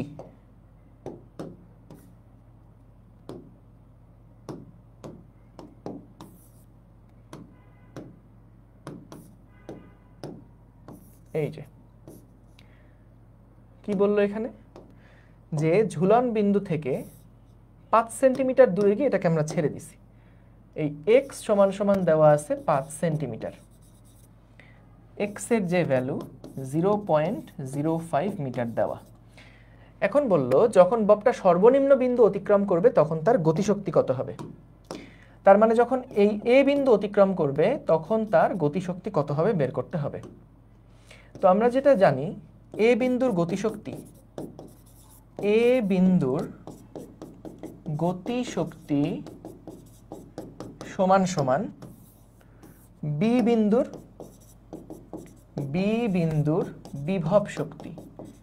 এ বিন্দুর গতিশক্তি সমান সমান বি বিন্দুর বিভব শক্তি। আমাদের বলছে এ বিন্দুর গতিশক্তিটাই কত বের করতে। তাহলে বি বিন্দুর বিভব শক্তি কত, mg ইন্টু, একটু আগে দেখলাম না mg l মানে হচ্ছে এই যে কতটুকু দূরত্ব বের করতে হবে, এইটুকু হাইট বের করা লাগবে। তাহলে এল থেকে, এই যে এল থেকে যদি বাদ দেওয়া হয় এল স্কোয়ার মাইনাস এক্স স্কোয়ারকে, তাহলে কিন্তু হয়ে যায়। কি করলাম, এটা যদি সি বলি, এটা যদি ও বিন্দু বলি, তাহলে আমাদের কিন্তু এ সি দূরত্বটা দরকার। এ সি সমান সমান আসলে কত, এ সি সমান হচ্ছে এ ও মাইনাস ও সি। এ ও মানে হচ্ছে এল এবং ও সি যেটা সেটা হচ্ছে root over L square minus X square, এল স্কোয়ার মাইনাস এক্স স্কোয়ার। ঠিক আছে, তাহলে এ সি যেই ভ্যালুটা সেটা এখানে বসাই দিলে হয়ে গেল। বা যদি কনফিউশন লাগে তাহলে এখানে শুধু এ সিটা রাখো, এখানে শুধু এ সিটা রাখো। এ সি মানে কত, এ সি মানে হচ্ছে ও এ থেকে বাদ যাবে ও সি। ঠিক আছে, তাহলে এ বিন্দুর গতিশক্তি সমান বি বিন্দুর বিভব শক্তি এখান থেকে আমরা বের করে ফেলতে পারবো ইজিলি। তাহলে দেখো এম এর মান কত, 0.01 ইন্টু 9.8 ইন্টু এল মানে হচ্ছে 0.13 minus root over 0.13 square minus 0.05 square. ব্যাস, এইখান থেকে আমরা ভ্যালু বের করে ফেলতে পারবো। ওকে, তাহলে দেখবা হিসাব করে কত হয় গতিশক্তি, আর বেগ চাইলেও তো বের করে ফেলতে পারবা। ঠিক আছে, সহজ, পারবো ইনশাল্লাহ। হ্যাঁ, এএনএম আপনি ওয়ান শট ক্লাসগুলোতে ম্যাথ করাননি, ক্লাসগুলোতে সিকিউ করালে ভালো হতো। ইউটিউবে যে ওয়ান শটগুলো আপলোড দেওয়া আছে তুমি দেখবা 3টা ক্লাস আছে, একটা ওয়ান শট আছে, একটা সিকিউ সলভিং আছে, একটা এমসিকিউ সলভিং আছে। ওয়ান শটটা রাখার পারপাস হচ্ছে যে মূলত তুমি আগে একটা চ্যাপ্টার পড়ছো, ওই চ্যাপ্টারটাই পরীক্ষার আগের রাত্রে খুব অল্প সময় জাস্ট বেসিকগুলো কভার করে দেওয়া, কারণ আগে পড়ছো। যদি তোমার সিকিউতে প্রবলেম থাকে তাহলে তখন সিকিউ সলভিং ক্লাসগুলো করবা, যদি এমসিকিউতে প্রবলেম থাকে তখন এমসিকিউ সলভিং ক্লাসগুলো করবা। হ্যাঁ, কারণ ওই যে যদি একবারে বেসিকের পাশাপাশি সিকিউগুলোও দেখাতে যায় ক্লাস অনেক লম্বা হয়ে যায়, তো এটা পরীক্ষার আগের রাত্রে দেখার জন্য পারফেক্ট না। পরীক্ষার দেখবা তুমি পদার্থের গাঠনিক ধর্ম, এটা 35 মিনিটের একটা ছোট লেকচারে শেষ হয়ে গেছে, কারণ জাস্ট বেসিক জিনিসগুলো দেখানো। কারণ ওই পরীক্ষার আগের রাত্রে এরকম মনে হয় যে কেউ যদি খুব অল্প সময় পুরো চ্যাপ্টারে কী কী জানিছিল একবার যদি একটু লিখে দিত বা বুঝাই দিত, এবং তারপর পর্যাবৃত্ত গতি দেখবা 1 ঘন্টা মতন সময়, এরকম খুব অল্প সময় পুরো চ্যাপ্টারে বেসিকগুলো দেওয়া আছে খালি। সো তোমার যদি সিকিউ লাগে তাহলে তখন আলাদা করে সিকিউ সলভিং ক্লাসগুলো করো বা এমসিকিউ সলভিং ক্লাসগুলো করো। ঠিক আছে, হ্যাঁ, পরীক্ষার আগের রাত্রের জন্য এটা বললাম, যদি কভার করতে চাও। মানে ওয়ান শট ক্লাস কখনোই এই একাডেমিক ক্লাসের অল্টারনেটিভ হইতে পারবে না। হ্যাঁ, একাডেমিক ক্লাসে যত ডিটেলসে যাওয়া হয়, যত টাইপের ম্যাথ প্রবলেম দেখানো হয়, এগুলো ওয়ান শটের মধ্যে তুমি সহজে পাবা না। ঠিক আছে, না, ভিসকোসিটি অধ্যায়টা এর মধ্যে নাই, ভিসকোসিটি অধ্যায়টা এর মধ্যে নাই। ভাইয়া ববটা কি, বব হচ্ছে এই যে এইটা, বব হচ্ছে এই যে এটাকে বব বলে, ওই যে লিখে দিছিলাম দেখো খাতায়। বব হচ্ছে ওই যেটা ঝুলাই আমরা সরল দোলকটা বানালাম। আচ্ছা, তারপরেরটা কি দেখো, একটা সরল দোলকের ববের ভর হচ্ছে 4 গ্রাম, ববের ভর হচ্ছে 4 গ্রাম এবং কার্যকর দৈর্ঘ্য হচ্ছে 50 সেন্টিমিটার। ববটিকে কোনো একদিকে টেনে সুতাটিকে অনুভূমিক করা হলো।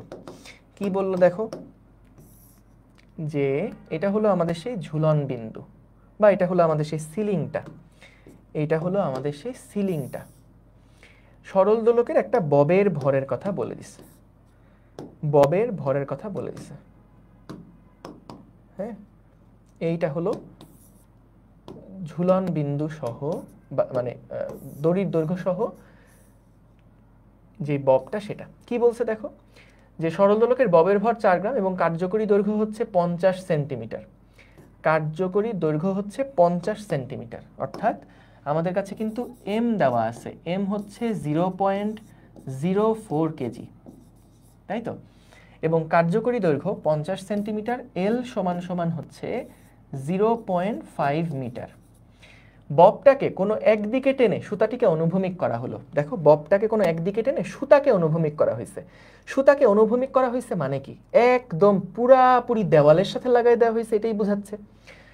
তারপরে এটাকে ছেড়ে দেওয়া হলো। সুতাটা যখন উলম্ব রেখার সাথে 60 ডিগ্রি কোণ করে তখন ববটার গতিশক্তি এবং বেগ কত নির্ণয় করো। অর্থাৎ যখন আমাদের এই বস্তুটাকে আমরা ছেড়ে দিলাম, ছেড়ে দেওয়ার পরে সুতাটা যখন উলম্ব রেখার সাথে 60 ডিগ্রি কোণ তৈরি করলো, উলম্ব রেখার সাথে যখন 60 ডিগ্রি কোণ তৈরি করলো, মানে এইরকম একটা অবস্থায় আছে, তখন এর গতিশক্তি কত এবং বেগ কত এটা বের করতে বলছে। খুব সহজ। তাহলে আমরা যদি বলতো বিভব শক্তি বের করতে চাই তাহলে কি করব? বিভব শক্তি বের করতে চাইলে জাস্ট ভূমি থেকে এটা কতখানি উচ্চতায় আছে সেই উচ্চতাটা আমরা নিব না? তাহলে এটাকে মনে করলাম এ বিন্দু, এটাকে মনে করলাম বি বিন্দু, এটাকে মনে করলাম সি বিন্দু, এবং এখান থেকে এইটুকু যে পয়েন্ট এটাকে মনে করলাম ডি বিন্দু, এটাকে মনে করলাম ও বিন্দু। তাহলে আমাদের সি বিন্দুতে বিভব শক্তি কি হবে?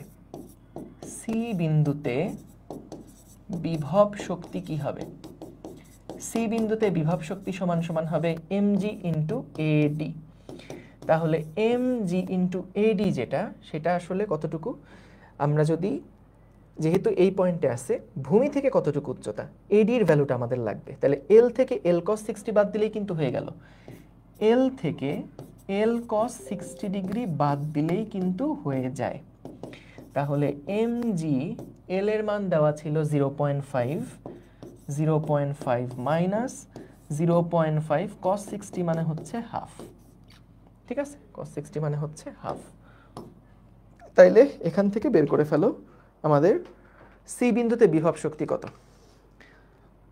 0.04 ইন্টু 9.8 ইন্টু 0.5 মাইনাস 0.5 ইন্টু 0.5 কত হয়? 0.098। দেখো তো ঠিক আছে কিনা? 0.098 জুল, এটা হচ্ছে সি বিন্দুতে বিভব শক্তি। এটা কি আমাদের চাইছিল? ও না, সরি, এটা তো চাই নাই প্রশ্নের মধ্যে। আরে কেন কেন খালি খালি করলাম, একবারেই তো আমরা গতিশক্তি সূত্রে ফেলে দিতে পারতাম। সি বিন্দুতে গতিশক্তি কত? সি বিন্দুতে গতিশক্তি কত? আচ্ছা, গতিশক্তি সমান কি ছিল বলো তো? আমরা তো ওইটা যেহেতু বের করা আছে, মোট শক্তি থেকে বিভব শক্তি বাদ দিলেই হতো, কিন্তু তো দরকার নাই। আমি সি বিন্দুতে গতিশক্তিটা যদি এটা না জানতাম তাহলে কেমনে করতাম? mg ইন্টু যতটুকু ট্রাভেল করে আসছে, কতটুকু ট্রাভেল করে আসছে? ও ডি দূরত্ব ট্রাভেল করে আসছে না? তাহলে ওডি দূরত্ব আসলে কতটুকু? যতটুকু ট্রাভেল করে আসছে ওডি যেই দূরত্ব সেটা কতটুকু? m ইন্টু 9.8 ইন্টু ওডি মানে হচ্ছে এল কস 60, এল কস 60 ডিগ্রি। দেখো এখানে কিন্তু আমাদের ওই যে মূলত সূত্রের মধ্যে যদি ফেলতাম তাহলে কি হতো? এল কজ ফাইনাল মাইনাস এল কজ ইনিশিয়াল না? তো এল কজ ইনিশিয়াল তো 90 ডিগ্রি, কজ 90 মান কত? 0, তাই এটা কিন্তু 0 হয়ে যায়, এটা কিন্তু আর লাগেই না। তো জাস্ট এটাই জন্য এল কস 60 ডিগ্রি হিসেবেই কিন্তু আছে। সি বিন্দুতে গতিশক্তি mg ইন্টু ওডি সমান m ইন্টু জি ইন্টু এল কস 60 ডিগ্রি। m সমান সমান হচ্ছে 0.04 ইন্টু 9.8 ইন্টু 0.5 ইন্টু হাফ। দেখো তো কত হয়? 0.04 ইন্টু 9.8 ইন্টু 0.5 ইন্টু 0.5, এটা আসে 0.098, 0.098। ঠিক আছে, দেখো, হ্যাঁ ঠিক আছে, কারণ এল কস 60 মানে l/2, তো ভূমি থেকেও এটা এখন l/2 দূরত্বে আছে এবং উপর থেকে নিচের দিকেও l/2 দূরত্বে আছে। ঠিক আছে, তাহলে সি বিন্দুতে গতিশক্তি যেটা সেটা এত জুলই হবে।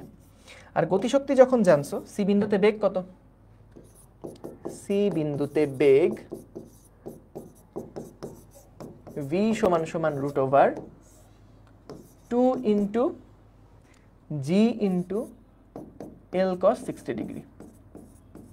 তো যা আসে তাই দেখব। 2 ইন্টু 9.8 ইন্টু 0.5 ইন্টু 0.5, যত আসে তত। ঠিক আছে, 0.5 ইন্টু 0.5 ইন্টু 9.8 ইন্টু 2, এটা আসে 2.21। দেখো তো ঠিক আছে কিনা, 2.21 মিটার পার সেকেন্ড এরকম আসে। ভর ভুল লিখছি, কই ভর ভুল লিখছি, পয়েন্ট আল্লাহ না, কোথায় 0.04 না, আয় হ্যাঁ দাঁড়াও, ছি ছি ছি ছি ছি ছি ছি ছি ছি ছি ছি ছি, দুঃখিত। আন্তর্জাতিকভাবে 4 ইন্টু 10⁻³ কেজি হবে। সি সি সি সি সি সি সি সি সি সি সি সি সি সি সি সি সি 4 ইন্টু 10⁻³ ইন্টু বয়স হয়ে গেছে তো, মাইনাস হচ্ছে 0.5 ইন্টু 0.5, কত আসে, কত আসে এটা 10⁻³ আসতেছে, 10⁻³ আসে এখানে। তো এখানেও একই জিনিসই আসবে, এইখানেও একই জিনিসই আসবে।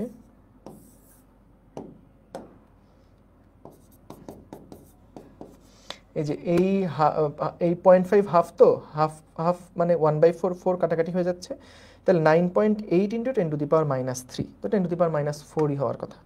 9.8 ইন্টু 10⁻³ কত আসে এটা, 9.8 ইন্টু 10⁻³ যা আসে তাই। ও এই তো এখানে মনে হচ্ছে আবার ঝামেলা করছি কোনো একটা, দেখো তো এটা আসতেছে 9.8 ইন্টু 10⁻⁻3। এইখানে কত হবে, এটাও হচ্ছে 0.5, এটাও 9.8 ইন্টু 10⁻³ ঠিক আছে। তাহলে এখান থেকে 2 ইন্টু 9.8 ইন্টু 0.5 ইন্টু 0.5, এটা তো ঠিক 2.21 না এটা, তাই তো 40 গ্রাম করে দিলেই তো হতো। ঠিক আছে, ঠিক আছে, অসুবিধা নাই, অসুবিধা নাই। দেখো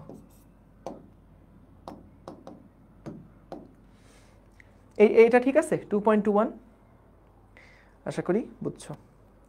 চলো এবার পরেরটাতে যাই, কি বলছে এটাই, 1 মিটার কার্যকরী দৈর্ঘ্য বিশিষ্ট একটা সরল দোলক এর ববের ভর হচ্ছে 300 গ্রাম, ববের ভর হচ্ছে গিয়ে 300 গ্রাম। দোলকটাকে সাম্যাবস্থা থেকে 60 ডিগ্রি কোণে নিয়ে গিয়ে ছেড়ে দেওয়া হলো। ববটার গতিশক্তি বের করো যখন এটা সাম্যাবস্থা দিয়ে অতিক্রম করে এবং সুতার সাম্যাবস্থানের সাথে 30 ডিগ্রি কোণ উৎপন্ন করে। আচ্ছা, আমরা তো সাম্যাবস্থা দিয়ে যখন অতিক্রম করে তখনকার হিসাব তো পারবই, এটা তো হিসাব করলামই আমরা, যে যদি 60 ডিগ্রি কোণে থাকে, যদি আমাদের এটা 60 ডিগ্রি কোণে থাকে, না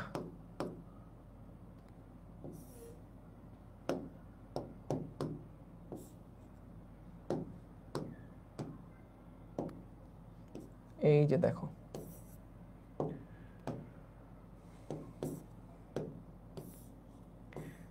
এই যে যখন এটা আমাদের ধরো 60 ডিগ্রি কোণে আছে, 60 ডিগ্রি কোণে আছে, আমরা এখান থেকে এটাকে ছেড়ে দিছিলাম, তাহলে ছেড়ে দেওয়ার পরে এই জায়গাতে আসলে তার গতিশক্তি কত, বেগ কত, এগুলো তো আমরা এর আগের ম্যাথে করছি। সো এবার অন্য একটা করি, যেটা বললো যে যদি 30 ডিগ্রি কোণে, এই 60 ডিগ্রি থেকে যখন এটা 30 ডিগ্রি কোণে থাকবে, যখন এটা 30 ডিগ্রি কোণে আসবে, 60 ডিগ্রি থেকে যখন এটা 30 ডিগ্রি কোণে আসবে, তখন এই যে 30 ডিগ্রি কোণে যখন আসবে, তখন এটার কি বের করতে বলছে, গতিশক্তি বের করতে বলছে। তাহলে এটাকে যদি সি বিন্দু ধরি, তাহলে বলো তো সি বিন্দুতে গতিশক্তি কি বের করছিলাম আমরা, সি বিন্দুতে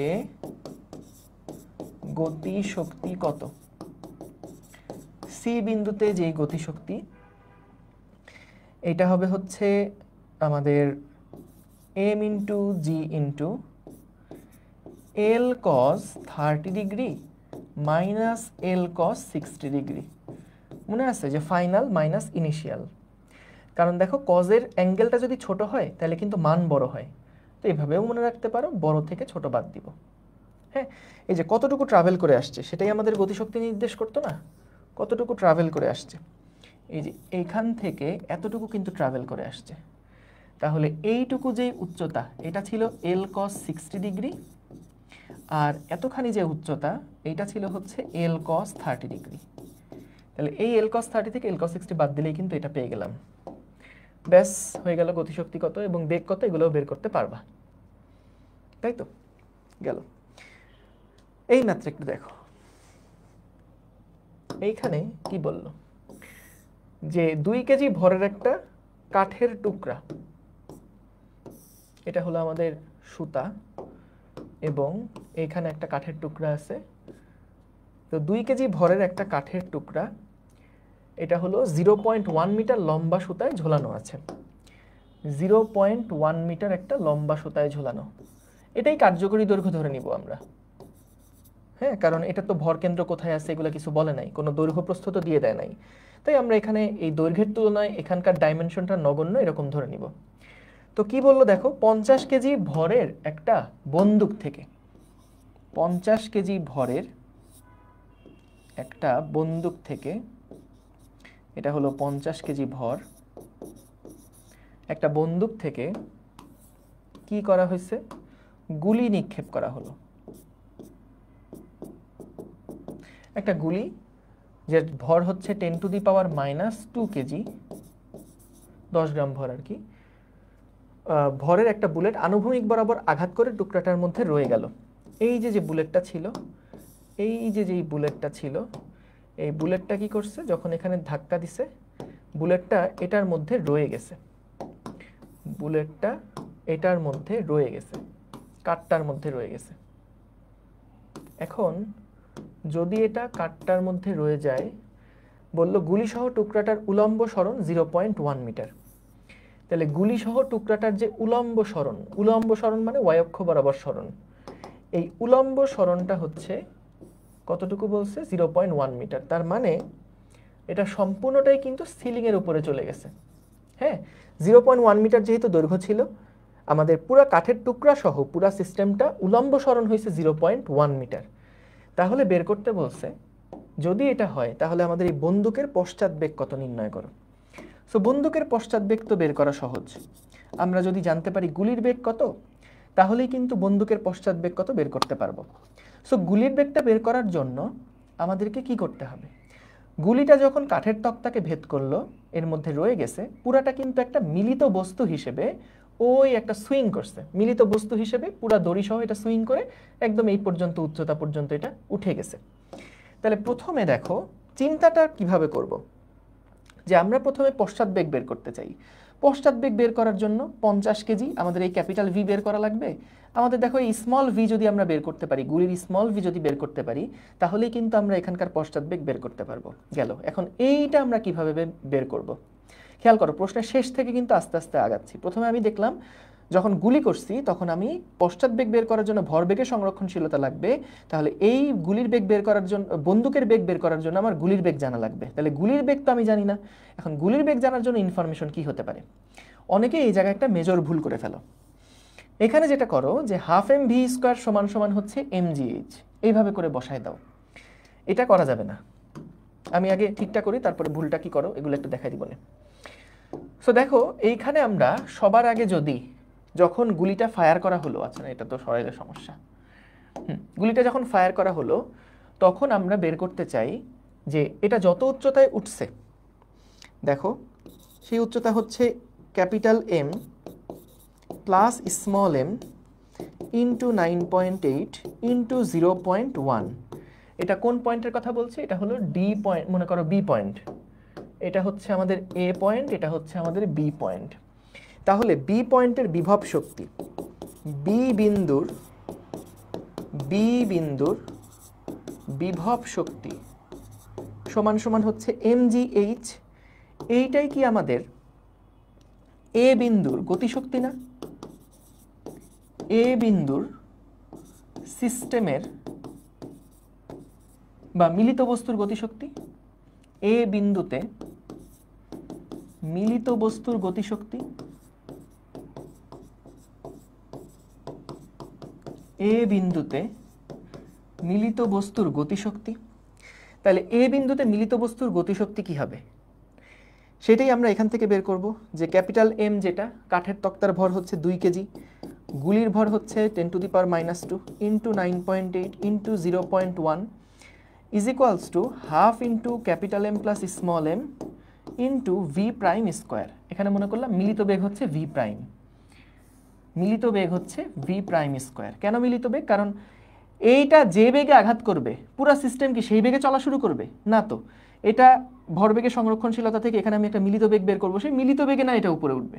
তাহলে মিলিত বেগের জন্য যে গতিশক্তি সেটা সমান সমান এই উচ্চতাতে তার বিভব শক্তির সমান। তাহলে বি বিন্দুর যে বিভব শক্তি সেটা এ বিন্দুতে মিলিত বস্তুর গতিশক্তি। তাহলে এখান থেকে আমরা ভি প্রাইমটা বের করতে পারবো। এখান থেকে কিন্তু দেখো আমাদের এই যে এইটা আর এইটা কাটাকাটি হয়ে যায়, তাহলে ভি সমান সমান আসে কত? ভি প্রাইম সমান সমান কত আসে? ভি প্রাইম সমান সমান আসে রুট ওভার 2 ইন্টু 9.8 ইন্টু 0.1। কত আসে দেখো তো? 2 ইন্টু 9.8 ইন্টু 0.1, এটাকে রুট করলে আসে হচ্ছে 1.4 metre per second. 1.4 metre per second. এটা তাহলে কি গেল? এইটা হচ্ছে আমাদের মিলিত বস্তুর বেগ। এইটা কিন্তু মিলিত বস্তুর বেগ। এইটা হচ্ছে মিলিত বস্তুর বেগ। মিলিত বস্তুর বেগ।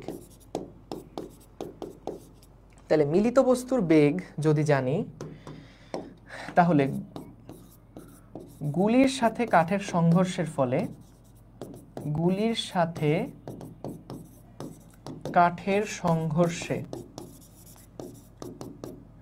ভরবেগের নিত্যতা থেকে পাই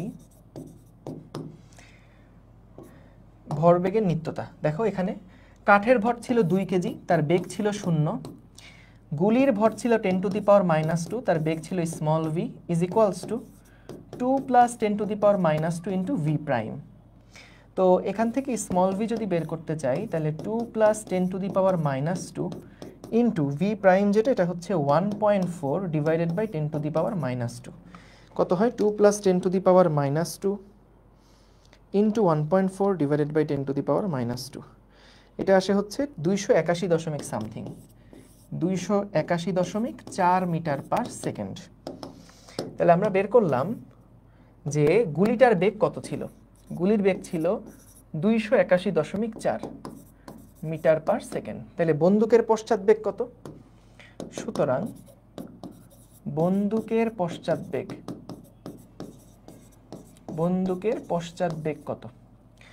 বন্দুকের পশ্চাৎ বেগ হবে, বন্দুকের ভর কত? 50 কেজি ইন্টু 0, প্রথমে তো সবার ভর বেগের সমষ্টি 0 ছিল, সমান সমান 50 into capital V minus 10 to the power -2 into 281.4।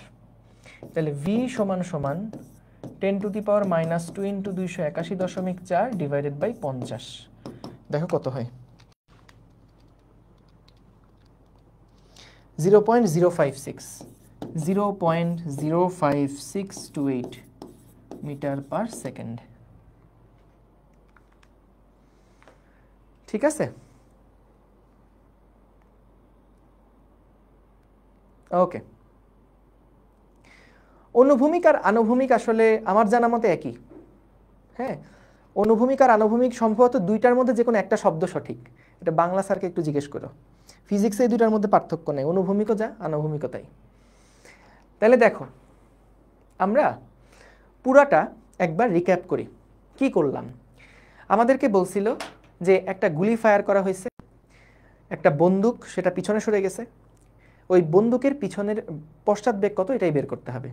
তো যখন আমরা বন্দুক থেকে গুলিটা নিক্ষেপ করলাম, ওই গুলিটা যখন কাঠের তক্তার মধ্যে ঢুকলো, কাঠের তক্তা সহ গুলিটা একটা মিলিত বস্তু হিসেবে একটা নির্দিষ্ট উচ্চতায় উঠে গেছে। সেটা কত এগুলো আমাদের বলে দিছে যে 0.1 মিটার উচ্চতায় উঠছে।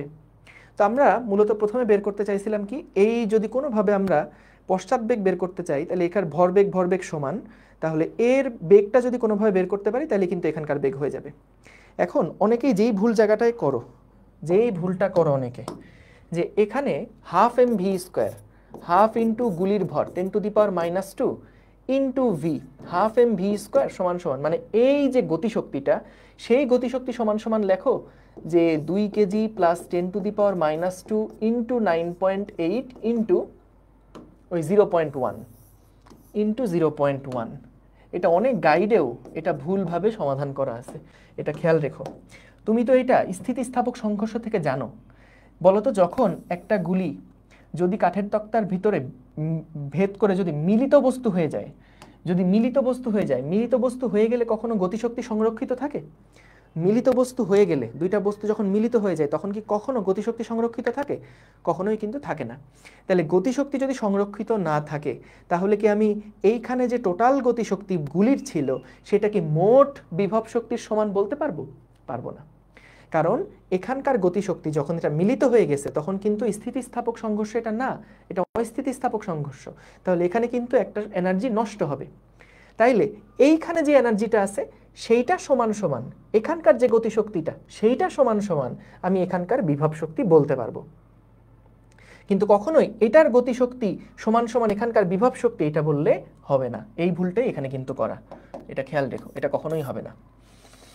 তাহলে আমরা এখান থেকে যেটা দেখলাম যে প্রথমে আগে আমাকে দেখো দুইটা ধাপে অঙ্কটা করতে হচ্ছে। যে আমি প্রথমে এখান থেকে এই বস্তুটা যখন এখানে ঢুকবে, মিলিত বস্তুরটা পরে এখানে একটা বিভব শক্তি অর্জন করবে, তাই তো? পুরা বস্তুর একটা মিলিত বস্তু হিসেবে এখানে যখন যাবে তখন তার বিভব শক্তি এখানকার গতিশক্তির সমান হবে। তাহলে খেয়াল করো কি হচ্ছে পুরা কাহিনী। আমরা প্রথমে বের করলাম যে এই মিলিত বস্তুর বেগটা কত, সেটার জন্য এখানকার বিভব শক্তি হচ্ছে এখানকার গতিশক্তির সমান।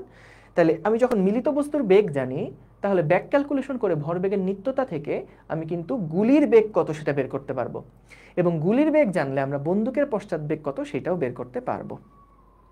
বুঝতে পারছো? এই আর কি। ঠিক আছে, আশা করি বুঝতে পেরেছো। ওকে, সো তাহলে এই হচ্ছে আমাদের আজকের ক্লাস। তোমাদের নেক্সট ক্লাসটা হবে হচ্ছে আগামী রোববার, কিন্তু রোববারের দিন হলো বিকালের টাইমটাতে হবে, 4টা থেকে হবে। ওই দিন আমাদের সাইকেলের আর অন্য কোনো ক্লাস নাই, আমরা চেক করছি। ওই দিন আমাদের রাত্রে একটা প্রোগ্রাম আছে এসিএস এর, তো সেটার জন্যে 9 তারিখের যে ক্লাসটা সেটা হচ্ছে বিকালবেলা নিব, মানে 4টা থেকে নিব। ঠিক আছে, এটা একটু মাথায় রেখো। ঠিক আছে, তাইলে আমি শেষ করছি। ওকে, আসসালামু আলাইকুম, আল্লাহ হাফেজ। আর কয়টা ক্লাস লাগবে? এখানে হচ্ছে আমাদের ধরো ভরকেন্দ্রের কিছু কনসেপ্ট আছে, ওইগুলো দেখাবো, তারপরে কোয়া চৌবাচ্চায় চলে যাব। তো আশা করা যায় আর 2টা ক্লাস লাগবে। হ্যাঁ, আর 2টা ক্লাস লাগবে। ঠিক আছে।